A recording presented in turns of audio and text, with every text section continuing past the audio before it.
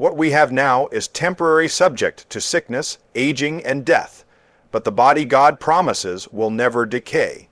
It will not wear out, break down, or fade away. Death will have no claim on it ever again. Now think about this for a moment. Everything you see in this world is wearing down. Your body, no matter how strong it feels today, is slowly giving in to time. Muscles weaken, eyesight dims, energy fades, and eventually, every human body bows to death. That's the reality we live with, but the promise of God is not tied to what is temporary. It is anchored in what is eternal. The body you have right now is perishable. It is like a fragile jar of clay, easily cracked, easily broken. It gets sick, it feels pain, it grows tired. You don't have to teach your body how to decay. It does that all by itself. And no amount of medicine, exercise, or discipline can ultimately stop that process. You may slow it down, you may manage it for a while, but you cannot escape it. Death is the final enemy of this earthly body, but God says that is not the end of your story. What is buried in weakness will be raised in power. What is sown in corruption will be raised in incorruption. That means the body you will receive in the resurrection will never decay, never age, never break down. It will not be subject to disease. It will not feel pain. It will not grow tired or weary. Imagine a body that never needs rest, never suffers injury, never struggles just to keep going. Right now, you live in a body that is constantly reminding you of its limits, but one day those limits will be gone, completely gone. You won't wake up with aches. You won't feel the weight of exhaustion. You won't fear sickness knocking at your door. That new body will be perfectly designed for eternal life, untouched by the curse that affects everything in this present world. And here's the beauty of it. You won't lose your identity. You won't become someone else. You will still be you, but without the weakness, without the decay, without the struggle.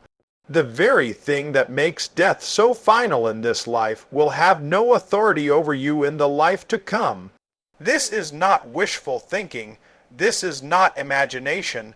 This is the promise of God, secured through the resurrection. Just as surely as the grave could not hold him, it will not hold those who belong to him. The perishable will put on the imperishable, and death itself will be swallowed up in victory. So, when you feel the frailty of your body, when you are reminded of its weakness, don't let that discourage you. Let it remind you that something far greater is coming. What you have now is temporary, but what God has prepared for you is eternal, unbreakable, and incorruptible. You are not destined to decay, you are destined to be raised incorruptible. Right now, humanity bears the marks of weakness and sin, but the resurrection body will reflect the glory of heaven. It will be radiant, perfected, and free from every flaw, designed to reflect God's beauty in a way we've never experienced before. And not only will that body be free from decay, it will be clothed in glory. Now let that sink in, because we don't often think about ourselves that way. When we look at our lives right now, we see flaws, we see weakness, we see things we wish we could change. Even at our very best, there is still something broken, something incomplete. Sin has left its mark, and it shows up in ways we cannot hide. But the body God has prepared for you will not carry those marks anymore. It will not reflect the fall. It will reflect His glory. Right now, we live in bodies that are humbled. They get embarrassed, they get ashamed, they fail us. But then, in that great resurrection morning, what was once lowly will be raised in glory. That means honor where there was once shame, beauty where there was once brokenness. Think about how people chase after beauty in this world. They spend time, energy, and resources trying to improve what they see in the mirror. Yet no matter how much effort is put in, it never fully satisfies. Why? Because deep down there is a longing for something more than what this world can offer. That longing is pointing to a future reality, a glorified body designed by God Himself. This glory is not something artificial or temporary. It's not like putting on something from the outside. It is a transformation from within, where every part of you is made right, made whole, made radiant. There will be no insecurity, no comparison, no feeling of not enough. You will be exactly as God intended you to be. And when the Bible speaks of glory, it's not just about appearance. It's about worth, honor, and divine reflection. Your resurrection body will reflect the very character and beauty of the one who created you. In a way that we can barely comprehend right now, you will bear that glory. Not as something you earned, but as something given by grace. Imagine standing in that moment, completely free from every imperfection you've ever known. No regrets, no scars of sin, no hidden struggles. Everything that once weighed you down will be gone, and in its place will be a fullness of life and beauty that never fades. And here's something even more powerful. You won't be diminished by the glory around you, you will share in it. In this world, when something greater comes along, it often makes us feel smaller. But in eternity, the glory of God will not overshadow you in a way that diminishes you. It will elevate you, complete you, and fill you with joy. So when you look at yourself now and feel the weight of imperfection, don't let that define you. That is not your final form. That is not your finished story. What is coming is far greater than what you see today. You may feel broken now, but one day you will stand in glory. No more limitations, no more fatigue, no more struggle. The resurrection body will be filled with strength and energy beyond anything we know today. It will function exactly as God intended, fully capable, fully alive. And that glory will not be fragile. It will be filled with power. Because right now, if we're honest, we know what weakness feels like. You don't have to live long to discover it. Your strength has limits. Your energy runs out. Your body can only go so far before it demands rest. Even your best days are marked by some kind of struggle, some kind of limitation. You may have the will to go on, but the body says no more. You may have the desire to do right, but you find yourself falling short. Weakness shows up in every part of life, physical, emotional, even spiritual. And it can be frustrating, because deep inside you sense that you were made for more than this constant battle. But the body that is coming will not know that kind of weakness. It will not struggle to keep going. It will not break under pressure. It will not run out of strength. What is raised in the resurrection will be a body filled with power, God's power, perfectly sustained, perfectly capable, perfectly alive. Now, don't misunderstand that word power. This isn't about becoming superhuman in the way the world imagines it. This is about being fully restored to what God intended from the beginning. A body that responds perfectly, functions completely, and operates without any hindrance. No resistance from within, no failure from without. Think about how often your plans are limited by your strength. There are things you want to do, but you simply don't have the energy. There are moments when your body holds you back, when fatigue sets in, when weakness wins. But in that resurrection body, there will be no gap between what you are meant to do and what you are able to do. You will not grow weary. You will not feel drained. You will not experience burnout. Every movement, every action, every moment will be carried by a strength that does not fade. And that strength will not come and go. It will be constant, unshakable, and eternal. And here's something that ought to stir your heart. This power will be perfectly aligned with God's will. Right now, even when you want to do what is right, there is a struggle inside.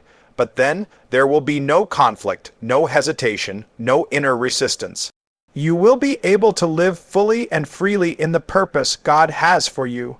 No more striving to hold on. No more fighting just to stand, no more feeling like you're barely making it through. That old weakness will be gone forever, replaced by a strength that never fails. So when you feel tired, when you feel worn down, when you feel like you don't have anything left to give, remember this. What you are experiencing now is not the final reality. It is only a shadow of what is to come. You may feel weak today, but one day you will stand in power. This doesn't mean non-physical, it means fully controlled and empowered by the Spirit. Just as Jesus rose in a real, touchable body, so will we. You will still be you, but transformed, perfected, and aligned completely with God. And when you hear that this resurrection body will be spiritual, don't let your mind drift into thinking it won't be real. Sometimes people imagine something ghost, like something distant, something less than what we have now, but that's not the picture at all. In fact, it's the opposite. It will be more real, more alive, more complete than anything you've ever experienced in this life. Right now, you live in a natural body. It's governed by earthly limitations, driven by physical needs, and often pulled in directions that don't line up with what is right. There's a constant tension. You want to do one thing, but something inside resists. You aim for what is good, but you don't always reach it.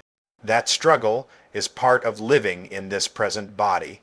But the body that is coming will be spiritual, not meaning it disappears, but meaning it will be fully under the control and direction of the Spirit of God. No conflict, no divided desires, no inner battle. Everything about you will be in perfect harmony with God's will. You won't have to fight to do what is right. It will flow naturally, freely, joyfully, and yet it will still be a real body. You will recognize, you will interact, you will experience. Just as the risen Christ could be seen, touched, and known, so will you. This isn't about losing your humanity, it's about restoring it to what it was always meant to be. Think about how often your body feels like it's working against you. It gets tired when you want to keep going. It reacts in ways you wish it wouldn't. It pulls you toward things you know aren't best. There's a disconnect at times between what you desire in your spirit and what you experience in your flesh. But that disconnect will be gone, completely gone. Your resurrection body will not resist God. It will respond to Him perfectly. Every thought, every action, every movement will be in alignment with His truth. Not forced, not strained, but natural and complete.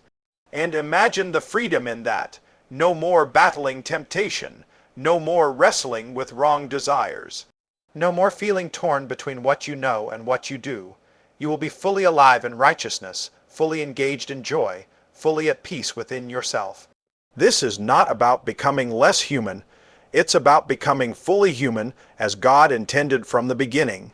The kind of life where there is no separation between your heart and God's will, where obedience is not a burden but a delight.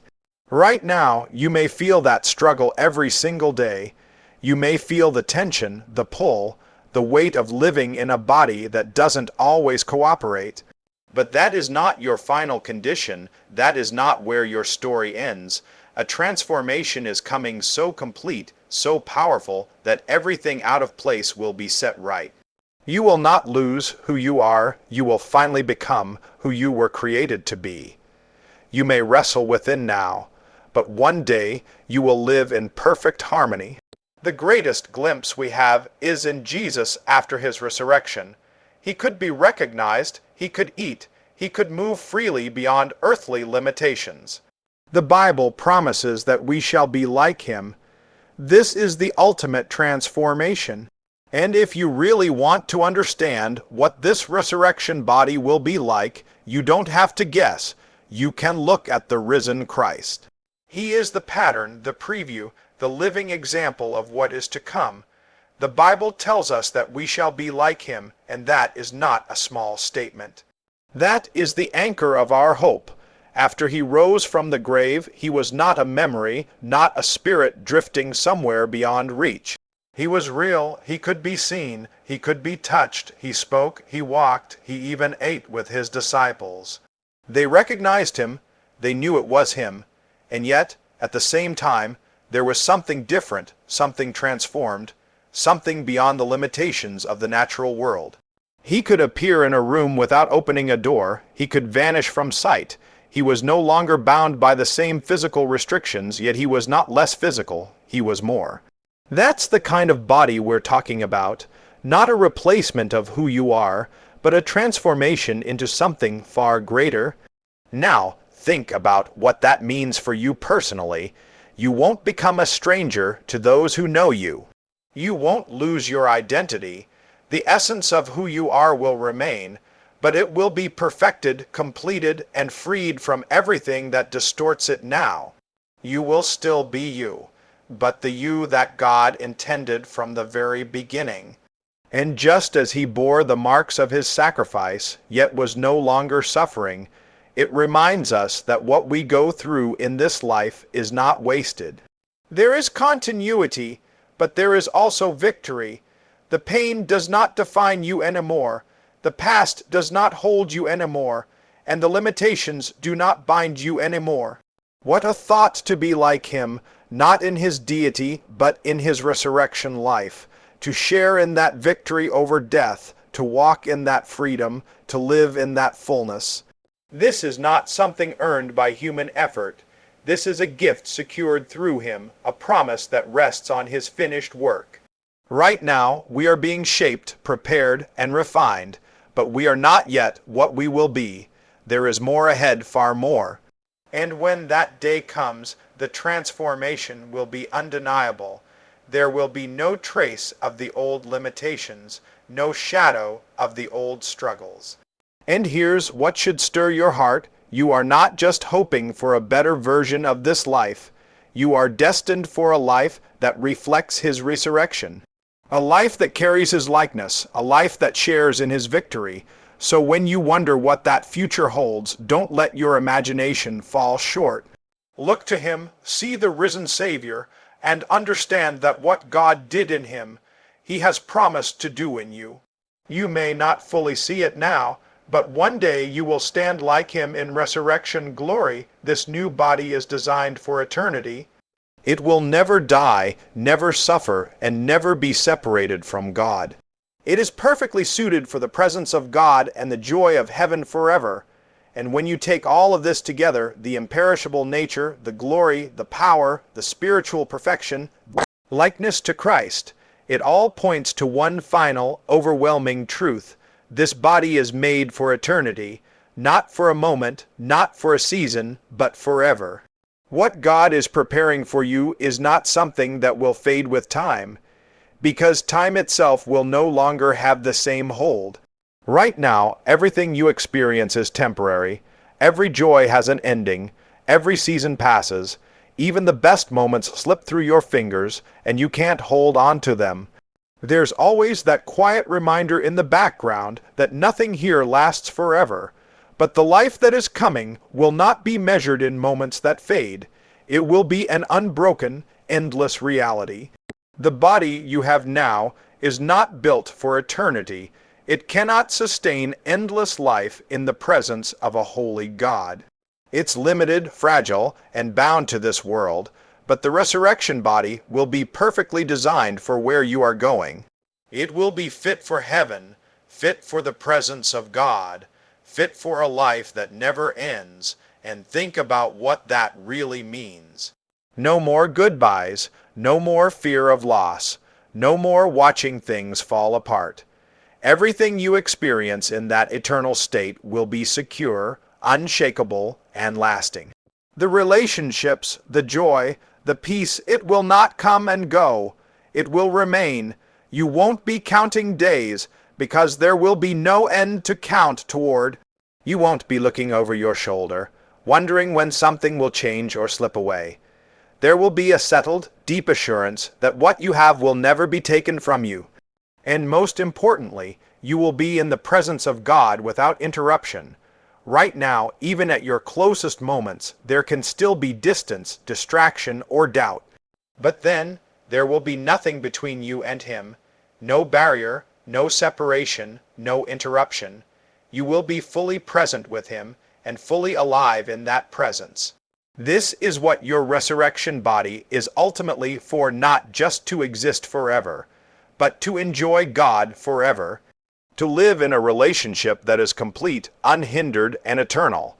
Every longing you've ever had for peace, for joy, for belonging, it finds its fulfillment there. So don't let your hope settle on what is temporary. Don't anchor your life to things that cannot last. What is ahead of you, if you belong to him, is far greater than anything behind you or around you right now. This world is passing, this body is fading, but something eternal is coming, something prepared by God himself, perfectly suited for endless life in his presence. You were not made for time, you were made for eternity.